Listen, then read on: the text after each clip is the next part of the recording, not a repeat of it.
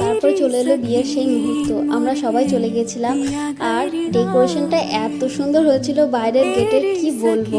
তারপর সবাই মিলে গিয়ে পায়েলির সাথে দেখা করলাম, আর এই হচ্ছে আমার সেদিনকার রাতের লুক। পায়েলিকে দারুণ লাগছিল, আর এই বিয়ের মাড়োয়াটা আমার এত পছন্দ হয়েছে কি বলবো, চারিদিকটা খুব সুন্দর লাগছিল। তারপর আমরা একটু ফ্যানে গিয়ে বসেছিলাম, যেহেতু ডোডো ছিল, খুব কান্নাকাটি করছিল গরমেও, আর মাকেও সেদিন খুব সুন্দর লাগছিল। তারপর সবাই মিলে আমরা অনেক গল্প করছিলাম, তারপরে ফুচকা টুচকা কফি খেলাম, আর নিচে তো লাইটগুলো এত সুন্দর লাগছিল, আর ডোডো যা করছিল দেখে এগুলোকে। আর ওখানে অত ভিড় দেখছো, তখন বরযাত্রী চলে এসেছিলো, বর আসার সময় হয়েছিল, আর বর বরণ করছিল সবাই।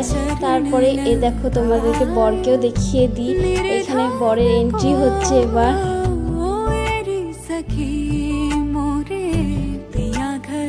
তারপর আমি জামাইবাবুর সাথে ছবি তুললাম। তারপর